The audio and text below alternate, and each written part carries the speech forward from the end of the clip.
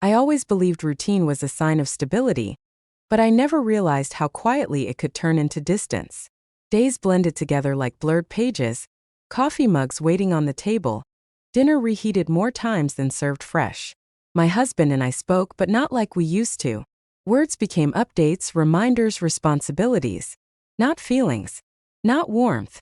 I kept telling myself this was normal, that every marriage softened over time, that comfort mattered more than passion. But the silence between us kept growing, and I felt myself shrinking inside it. I wasn't unhappy, but I wasn't seen.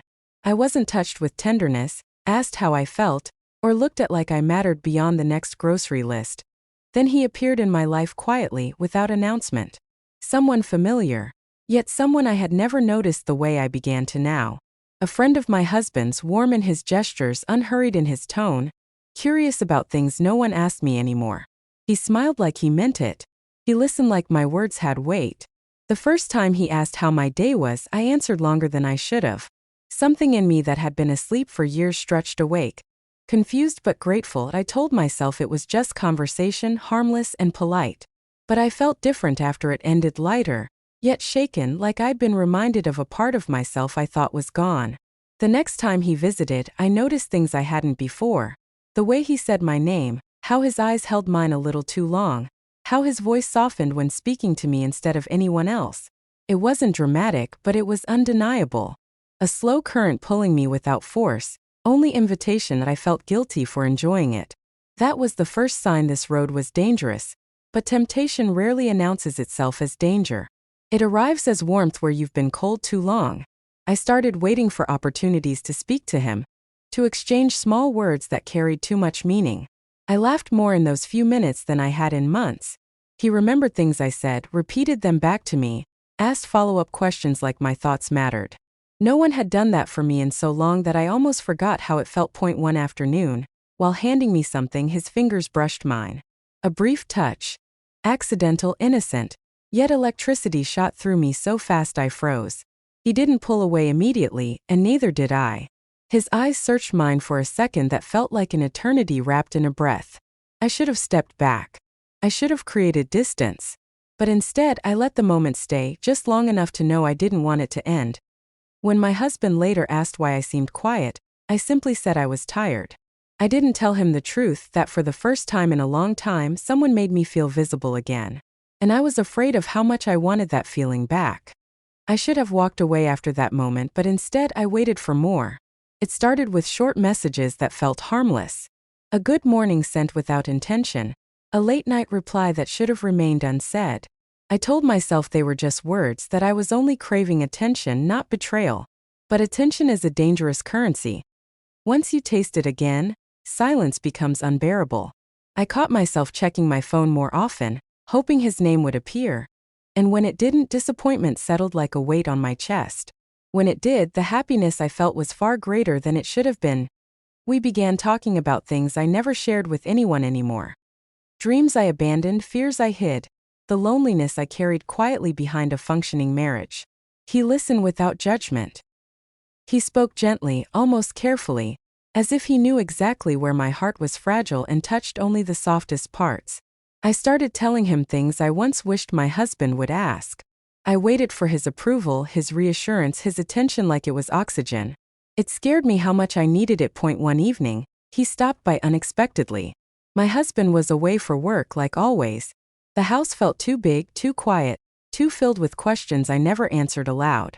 I opened the door with hesitation, knowing I should have said no, but my loneliness answered for me. We sat together, closer than before, words flowing easier than they should. He didn't flirt. He didn't push.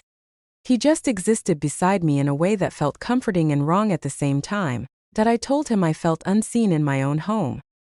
He looked at me with an intensity one wasn't prepared for and said he noticed me from the very first day, not for how I appeared, but for how I softened when I spoke, how my voice trembled when I hid pain, how strong I seemed despite carrying sadness.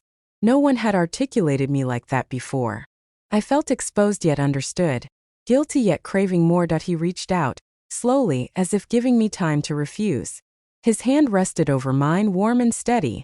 I knew what accepting that touch meant. I knew what crossing this line could cost me. I should have removed my hand. I should have protected my marriage, protected myself. But instead, I tightened my fingers around his, silently asking him not to let go. He didn't. And neither did I. That night became a boundary we could no longer uncross. Our conversations deepened, layered with tension neither of us named aloud but both clearly felt. He called me brave where I feared I was weak. He told me I deserved affection I barely remembered.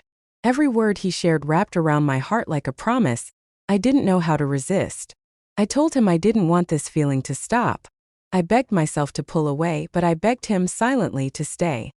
And he did. He stayed longer than was safe, longer than was innocent, longer than anyone should when they are not the one you vowed your life to. And I, knowing all of this, still never asked him to leave. After that night, everything changed quietly yet completely. We didn't talk about what happened, we didn't label it, but the air between us was no longer innocent. A single message from him could undo my entire day. And silence from him could break me more than any argument with my husband ever did. I found myself inventing reasons to step outside, postponing errands just to pass by where he might be, checking the time and hoping it aligned with his. Nothing was accidental anymore. Every moment was chosen, desired, and dangerously easy to justify. Guilt didn't arrive as punishment. It arrived as a whisper I kept ignoring. I told myself I deserved affection after years of feeling invisible. I told myself no one gets hurt if no one knows. But secrets change the way you breathe. I woke up earlier, stayed up later, checked my reflection more carefully before stepping out. Even the smallest act became a calculation. Where I stood, what I said, how long I looked at him in a crowded room. I began building two lives and praying no one noticed the cracks forming between them. He tried to walk away once. Not because he wanted to, but because he feared what we were becoming to each other. He told me it wasn't just attention anymore. That this connection had roots deeper than either of us planned. I should have agreed. I should have let him leave with dignity. But I couldn't. I looked at him with something I hadn't shown anyone in years. Not desire but need. I asked him, voice barely steady, to stay. I asked him not to pull away when he was the only warmth I felt. I begged him without raising my voice. And he understood every unspoken word. He promised he wouldn't disappear. He never did. Our time together became a sanctuary I both cherished and feared. I laughed with him freely, confided in him without filters, let him see versions of me I kept hidden from the world. He noticed the way I hesitated before telling a lie at home, how guilt flickered in my eyes even when my words sounded smooth. He knew my heart was torn in two directions and held one side gently, while I tried to pretend I wasn't losing the other. My husband sensed something before he could name it. Not suspicion, absence. He asked why I seemed distant, why I no longer waited for him at night, why my smiles felt polite instead of real. I told him I was stressed, tired, overwhelmed. Half-truths disguised as explanations. He believed me because trust is strongest when you don't think it can break. That hurt more than if he had confronted me. His softness made me feel like I was betraying someone who never wanted to lose me. But even then, I still reached for the other man. Even then, I cared more about losing him than about fixing what was broken at home.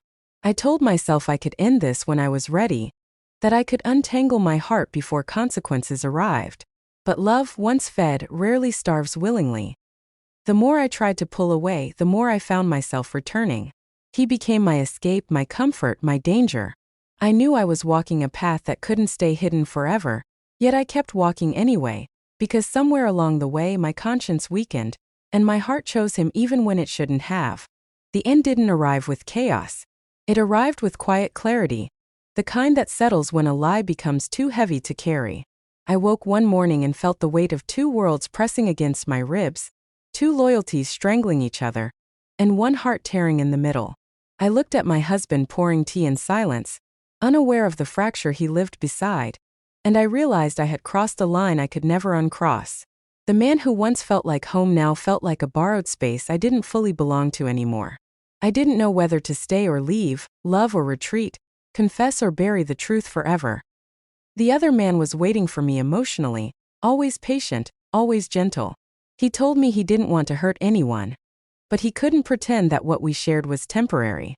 He believed we meant something real, something rare, something worth risking.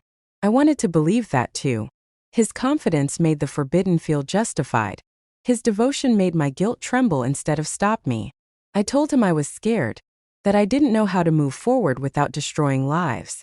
He looked at me with a softness that felt like love and said he wouldn't force a choice, but he wouldn't let go either. He promised that he would stay if I asked, and all I could whisper was, "Don't leave me." He never did. But loving him in secret began to feel like drowning slowly, warm water, gentle waves, yet no air. Every laugh with him came with a shadow. Every moment of closeness was followed by fear. A single notification, a misplaced glance, a changed tone at home could expose everything. I lived inside tension, waiting for the day truth would spill onto the floor without mercy. The guilt no longer whispered. It stood beside me like a mirror I couldn't avoid. One evening, my husband asked if I still loved him. Not angrily, not accusingly, just tired, like a man holding something he's afraid to hear. I hesitated long enough for silence to answer before words did. I wanted to deny everything, erase months of choices, rebuild what I broke with a single lie. But when you've given someone else your heart, even partially, it never hides gracefully. I said I didn't know how I felt anymore. He looked away, and in that moment, I saw the first crack forming in the trust that once held us together. I wanted to run to the other man for comfort, to feel chosen, seen, understood. But love born from betrayal is never simple. He told me he would stand with me if everything came crashing down, yet consequences are rarely kind. Relationships built in shadows fight for light they may never hold. I knew if I chose him, I would lose something I once promised forever to. And if I stayed, I would always ache for what awakened me so deeply that in the end, I didn't make a grand decision. Life made it for me. Distance grew where passion used to thrive, not instantly, but like a candle slowly burning out. I learned that desire can fill you quickly, but commitment empties slowly, drop by drop. I still think about him, the man who didn't stop because I begged him not to. He taught me what it felt like to be wanted again, but also what it costs to seek warmth outside the vows you made. Some stories don't end with reunion or exposure. Some end with ache, with memory, with a quiet understanding that you can love two people in different ways but still lose both. I carry that truth silently, like a scar invisible to everyone but me. A reminder that the heart is reckless, desire is loud, and consequences are never gentle.